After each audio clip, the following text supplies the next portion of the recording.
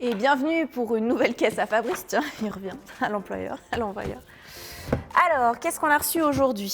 Donc, on commence par un DVD pour les jeunes, donc dès 4 ans, c'est Chien pourri et Chaplapla. Donc, Chien pourri, vous connaissez peut-être les romans. Et là, en fait, ils ont fait une adaptation en DVD, donc il y a plusieurs aventures, c'est très chouette. Donc, ici, Chien pourri, ici, Chaplapla. Puis, c'est pour les petits, c'est sympa, donc voilà.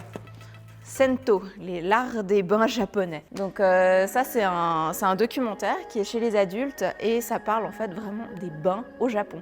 Parce que c'est tout un rituel en fait. Et donc ça nous explique en fait comment ça se passe, la décoration intérieure, qu'est-ce qu'on y fait, comment se laver en fait à la japonaise, qui est quand même assez différent de ici. Oh, c'est chaud! Et c'est un fou là, ça brûle! Et donc voilà, c'est tout illustré, il y a plein de photos. On peut pas partir en vacances en ce moment, du coup on s'évade comme on peut. Et là ça donne des idées. Hein. Si vous voulez refaire votre salle de bain. Ça donne aussi envie de voyager. Et à la fin en fait ça sert un petit peu de guide parce qu'il y a plein de sento en fait à travers le Japon par différentes régions. Et voilà, ça permet de s'évader même depuis son canapé.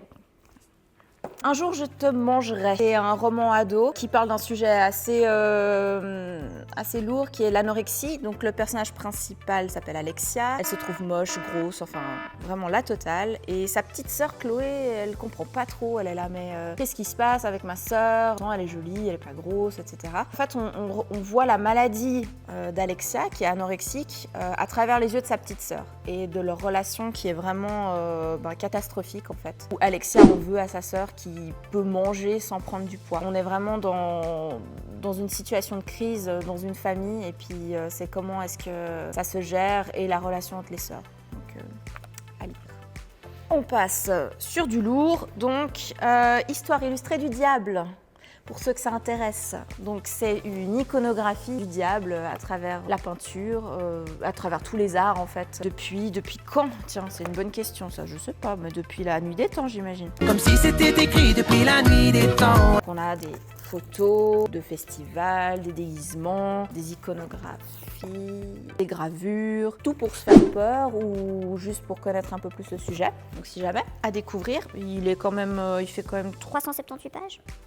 Les cousins Carlson, ça c'est une bande dessinée, c'est la première de la série. Il faut savoir que c'est adapté d'une série de romans en fait, en jeunesse. On part donc du coup sur la BD et puis c'est l'histoire en fait de 4 cousins qui vont passer les vacances d'été en fait sur une île perdue chez leur tante un peu perchée on va dire et aussi avec leur petit chat qui s'appelle Chapardeur. En fait il se passe des trucs bizarres sur cette île, il y a de la nourriture qui disparaît puis en même temps il y a sa tante qui retrouve ses œuvres d'art vendues sur des marchés à bas prix en fait et ils comprennent pas et en fait les cousins vont enquêter. Donc c'est vraiment un peu comme le Club des 5, plus au goût du jour et ça se passe en Suède. Donc voilà, c'est tout ce que j'ai aujourd'hui pour la caisse à Fabrice. Donc si vous avez aimé la vidéo, un petit pouce, ça serait un petit plus. Vous pouvez aussi vous liker la page, vous abonner et puis ça fait toujours plaisir. Et moi je vous dis à la prochaine et à bientôt.